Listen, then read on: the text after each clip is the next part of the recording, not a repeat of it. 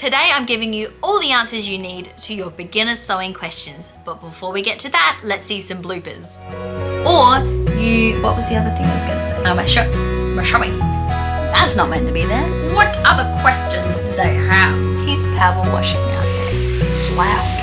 Can you hear that? Messy writing. That was a long video. Hi crafty people. My name is Marie and today's video is the first in my beginners sewing guide series. I asked online for any beginners sewing questions, whether they were questions people had right now as beginner sewers or thinking back to when they were beginner sewers, what questions they had. And I've compiled all of the questions and comments that I received into this video today and a few more in this series to help share with you the answers to the most common beginner sewing questions. In today's video, we're going to be talking about the things that you're going to need in order to sew, all about fabric and the things you'll need to know about purchasing fabric and what to look for. And we're going to be talking about how you start your pattern, what you need to do to prepare it ready for you to sew. If this is the first video you're watching from my channel, then welcome. It's great to have you here. On my channel, I'm usually sharing my sewing projects that I've made specifically for my kids or my life as a mum. So if that's something that would interest you, I'd love for you to subscribe so that you get some of my future videos. If you're a beginner sewer, then I really hope this is a helpful video for you to really break things down to the beginning base level of sewing so that you're able to start your sewing journey. But if you're not a beginning sewer and you do have other tips that you've picked up along your sewing journey, I'd love for you to comment them down below so that this video can be a helpful resource for everyone that's watching it using my tips that I'm sharing in this video and also anything you'd like to add. I am not a professional when it comes to sewing. The skills that I learnt from sewing were first learnt from learning from my mum, and she taught me from when I was a little kid, from about 7 years old. She taught me how to sew, and all of those skills are still so valuable and the things that I base my now current sewing knowledge on right now. And a lot of the basic skills that I'll be teaching you today in this video are things that my mum taught me as well. I also took sewing lessons in high school, which helped to develop my knowledge of sewing, and I've further developed those skills since then just through trial and error and working things out or asking my mum for help when I get stuck. So even though I'm not a professional, I do think the advice that I have to share is valuable, and I hope that it's helpful for you as a beginner sewer too. So if you like this video as you're watching it, don't forget to press the like button down below so that YouTube knows it has been a helpful video for you. But with all of that being said, let's start with our beginner sewing tips. Mum sewing tips. I'm going to start by explaining the things you're going to need to start your sewing journey. There are three main categories. You're going to need a sewing machine, some sewing tools, and some fabric and notions. So firstly, the sewing machine. I'm actually going to dedicate the whole next video on this series all about sewing machines because the vast majority of questions, beginner sewing questions, were all about how do I know what needle to use, or how do I thread my machine, and how do I problem solve and fix when I've got an issue with my machine. The majority of the questions were all machine based, so I'm going to save all those questions for its own video in order to not make this one too long. But unless you plan on hand sewing everything, you are going to need a sewing machine. And I love the quote that Wendy sent in, which said, "Cheap sewing machines are not cheap. They steal time and energy," and I would quite agree with that. You do want to have a good quality sewing machine that's going to not cost you in terms of the time and energy you're putting into your garment, especially as a beginner when you're learning so many new things. You don't want your machine to be a hindrance as well. So you do need a sewing machine, which I'm going to go into more detail in the next video in this series. The second thing is you're going to need a bunch of sewing tools. You're going to need scissors, you're going to need pins, you're going to need something to measure with. There are a whole bunch of tools that you're going to need in order to start sewing. And I made a video about this last year, which you might like to check out after this, which explains to you what my essentials are for sewing. And it will explain all the sewing tools that you will need to as you start sewing. So I really recommend you watch that video after this one. It'll be linked in the description box if you want to watch that next. So along with your sewing machine and your sewing tools, you're also going to need fabric and notions. Notions being like zips and buttons and those kind of things, but the majority of the questions I got were all about fabric. I had some people ask me what different fabrics I used for, and I feel like this is coming from a place of walking into a craft shop and looking around at all the fabric and thinking, where do I start? What fabric do I buy? what do I need to actually make any sort of a project and start sewing? It can be very intimidating when you look around and see so many different options and not knowing where to start. So let's split fabric up into the two main categories. You've got woven fabrics and you have knit fabrics. Woven fabrics are woven together in such a way that they are not going to stretch, whereas knit fabrics, the way they are constructed, the way the fabric is made, they are a stretchy fabric. Now, if you're a beginner sewer, I recommend that you go for a woven fabric. It is easier to sew a woven fabric because you don't need to worry about the fabric stretching and moving as you're sewing it. And also knit fabrics do need certain needles and other things to know about using a knit fabric. So if you are absolutely just at the very base level of beginning sewing, you're going for a woven fabric, something that is not stretchy.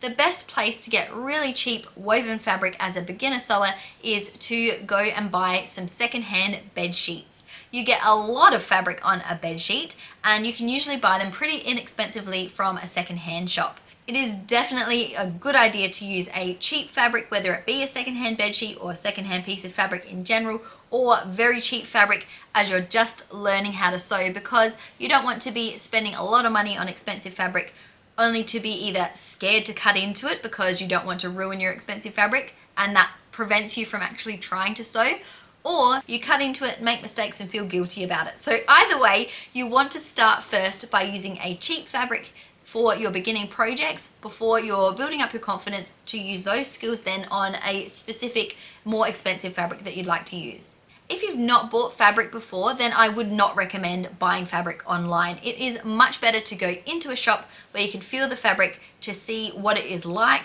to see maybe if it's see-through, if you're going to make it into a clothing item, how heavy it is it going to be stiff or move the way you want it to?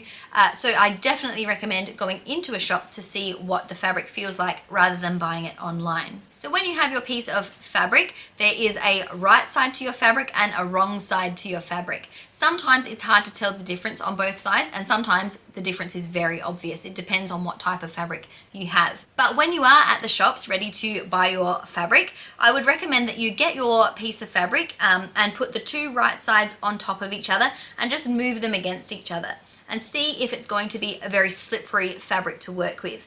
If you put the fabric right sides together and it moves a lot, that's going to be harder for you to sew with, because as you push it through the sewing machine, it is going to shift even if you have pinned it together. So you want a fabric that is going to sort of hold itself together as you put the fabric on top of each other. So if you think of something like satin or silk, that's going to slip a lot. Don't go for that. But if you have something like a cotton or a linen, they are going to be a lot more friendly for you as you're beginning sewing. So if I were to recommend you one fabric for you to buy as a beginner sewer, I would recommend you go with quilter's cotton. It's usually a very good weight fabric, so you could make items of clothing with it. You could make pillowcases. You could make a lot of variety of things. It also comes in a bunch of colors and patterns. It's also pretty inexpensive. So quilter's cotton is probably a good first bet, and same as poplin. That's also very similar, possibly a little thinner often than quilter's cotton, but also another good option for beginner sewers. So that might be your starting point. Or if you are wanting to make something with knit, a stretchy fabric, you could go for a cotton jersey or something like that. Rayon I find a little bit slipperier. So maybe avoid that one. But if you do want to sew with a knit fabric, a stretchy fabric, maybe go with a cotton jersey. I'll explain more about sewing with knits in the next video about sewing machines. So now that you have picked your fabric, maybe you've picked what you're going to make from it, and you've brought your fabric home, what next? Well, the next step is to pre-wash your fabric. This is where you get your long strip of fabric, chuck it in your washing machine and wash it. You'll want to wash the fabric with the instructions that were given to you when you bought the fabric. Usually on the rolls of fabric it will say hand wash only or cold machine wash, or whatever the instructions are for that fabric. I had some people ask questions about when to pre-wash your fabric, and I would say always. Always pre-wash all of your fabric, no matter what you're going to be using it for, and there are a few reasons for that. Some fabric will shrink, and obviously that is a great reason to pre-wash your fabric, so that it will shrink down before you make what you want to make.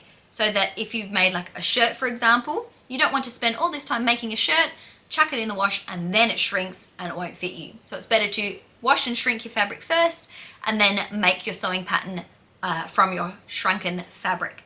Even for fabrics that are not going to shrink though, I do wash them first because I do want to get rid of any of the chemicals that might be left residual on the fabric before I start working with it, and also any of the dye that might run out of the fabric if the colors are going to run. I just want the fabric to be in its most optimal state before I start actually working with it. For me, I usually chuck my fabric in my washing machine just on a standard wash like I would wash any of our clothes. I do that because once the fabric is actually made into an item of clothing, I'm not the type to separate out different delicate things from this and that and wash things separately. I just dump all of our washing in the same type of load. So I need fabric that is going to withstand my pretty reckless type of laundry, which means that I just pre-wash my fabric in the way that I'm going to wash the fabric once it's turned into a garment. But if you are more specific about your washing, then good on you. Wash your fabric as the instructions say is probably the best option, but definitely wash your fabric before you start working with it. So now that our fabric is washed and dried, we're going to start learning a little bit more about the fabric itself. Someone asked the question of why can't you use the selvage? Now the selvage is the side panels of the fabric. It's usually a slightly different texture to the actual main part of your fabric, and it's not recommended that you use that part of your fabric in your actual sewing. And the reason for that is it is woven slightly differently to the rest of your fabric, and it will sit a bit funny if you're using that piece. So don't use that edge part where you can see it looks slightly different to a normal piece of fabric. You'll want to put your pattern pieces in further than that when you're ready to cut them. I also had Diana ask the question of what is grain and bias. So when we're talking about our fabric, we need to sort of picture in our head the way the fabric was constructed. So there were threads going one direction and then threads going perpendicular to that, weaving in and out to make our woven fabric. The line that each of those threads make is the grain line. You do want to be aware of the grain line of your fabric when you are placing your pattern pieces down, because you do want your pattern pieces to all be facing the same way along your grain line. The reason for that is your fabric will drape slightly differently depending on what direction your grain is going. So you would need all of your pattern pieces to be on the same grain line, so that they are all going to drape the same way and not have one piece that's kind of stretched a different way or looks a bit crooked when you sew them all together. Someone did leave a helpful comment saying to use the lengthwise grain when you're lining up your pattern pieces because it is the stronger direction when they weave the fabric together. So thank you for leaving that comment. That is also very helpful. So we've talked about what the grain means, but now for bias. Bias is where we're cutting our fabric at a 45-degree angle to our grain line. So we're cutting it diagonally to that grain line. And that does give our fabric a different sort of feel. It moves differently when you cut fabric on the bias as to when you cut it straight. And although I did just tell you to cut things using the straight lines on your grain line, there are times where you will cut things on the bias, especially if you're going to be making curves. You're going to need to cut some bias tape so that you can go around curves. But that's a little bit further on in your sewing journey. If you are a beginner sewer, try not to worry about bias yet. Just start with learning the grain of your fabric and lining up your pattern pieces with that grain line. So we've now got our pre-washed fabric, we have checked the grain line, we know not to use the selvage, we're all ready to go with our fabric. What do we do next? Well, the next thing we're going to do is place our pattern pieces on, or to start measuring our fabric. There were a lot of people commenting on measuring, and the tip being to measure things multiple times before you start to cut your fabric. Someone asked how to measure in sewing, and I would recommend two things. You are going to need a flexible tape measure, but you're also going to need some sort of more firm, long, straight ruler. You're going to need both of these for different options. Obviously, the flexible tape measure for measuring around like your waist or those kind of measurements, but you also do want something long and firm like a ruler so that you're able to draw straight lines. So you are going to need both types of measuring tools. With your ruler and your tape measure on your fabric, you're also going to need a way to mark your fabric to show where you're going to be cutting. There are lots of different ways you could mark your fabric. You could just use chalk, or even soap works if you just need something from around your home. Otherwise, you can get tailor's chalk, which is specifically designed to draw on fabric. You can also get dressmaking pencils or special textures that can erase or that are water dissolvable. There are so many options of how you can mark your fabric. But if you're just beginning, just use whatever you've got around, it really won't matter. I had Sheila ask the question of what is seam allowance and what is a common size seam allowance.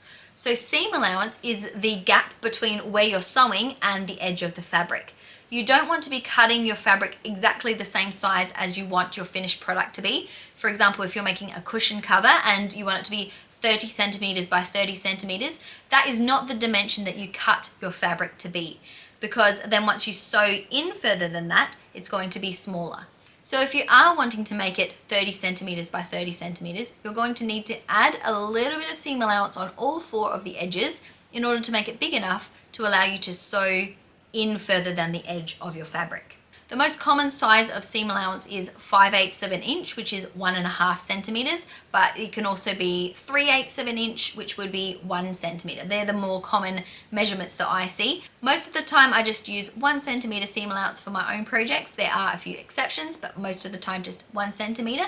If you're using a pattern, it will already say what the seam allowance is, and you will need to check if the seam allowance is already in your pattern or if you need to add it. Usually, if you're buying a pre-made pattern, the seam allowance would already be taken into account in the pattern pieces, and then you'll need to check your pattern as to how wide you're meant to make the seam. So it might say use a 5/8 of an inch seam, and you do want to be following those instructions, because if you don't use the same seam allowance as the pattern is written for, then it won't be the correct size. If you're just making up the pattern yourself, like you are making a cushion cover or something like that, you'll just need to remember how much seam allowance you added when you were drawing your pattern and use that same measurement on your sewing machine when you're going to sew.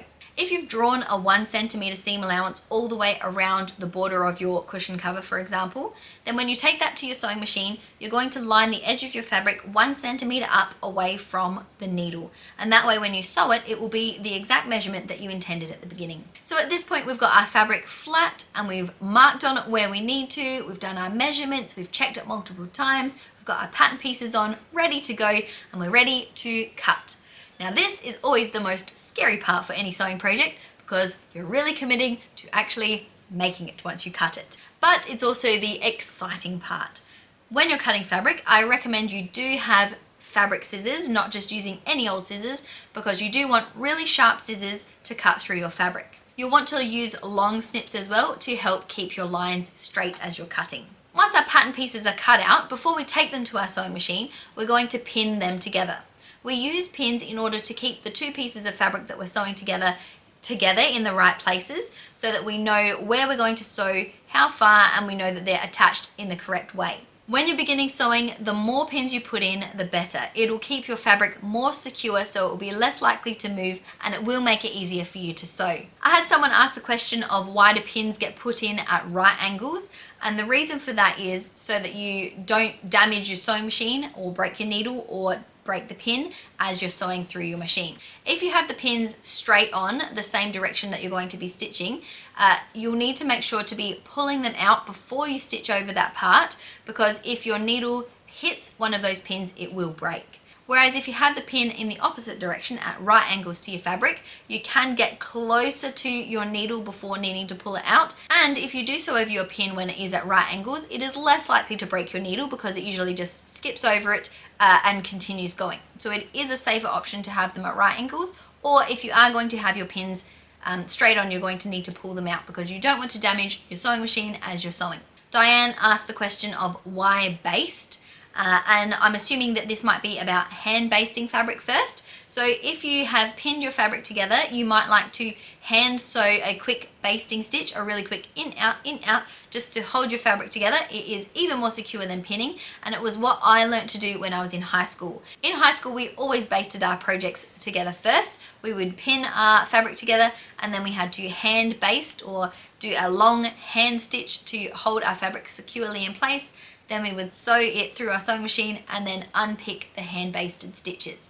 So basting is just a really good way to hold your fabric really securely before you're sewing it. If you feel like pins aren't holding it together, if it's really slippery, or just in general if you would like it to be a bit more secure before you sew it. If you'd like some more advice about basting or to know how to do it, you might like to watch this video here, which is all about different hand sewing skills, and basting being one of them. So you might like to watch that as well. I'll link it in the description box if you want to watch about basting. With our fabric pinned or basted together, we are ready to take it over to the sewing machine so that we can actually start the sewing process. But I'm actually going to share more about that in the next video on this series. I'll be sharing all about sewing machines and tension and threading and different types of needles, all the things you're going to need to know about sewing machines in order for you to take these pattern pieces we've made and pinned and actually sew them together. So as I leave this video here for today, I'd like to just remind you that sewing is trial and error and it does take time to get used to. It is a learning process, and as you make mistakes, you will learn and improve. So thank you to the people that sent me those comments as well. They are very true. If you're a beginner sewer, I really hope that the tips I've shared today were helpful. But if you're a little bit further on in your sewing journey and you have some helpful advice for beginner sewers that I haven't mentioned yet, I'd love for you to leave it in the comments, and then I'll be able to compile all of the comments that you leave in this video and add them to my future videos in this series. So thanks for watching this video. You can check the description box for a video you might like to watch next. And until next time, go get creative, and I'll see you later.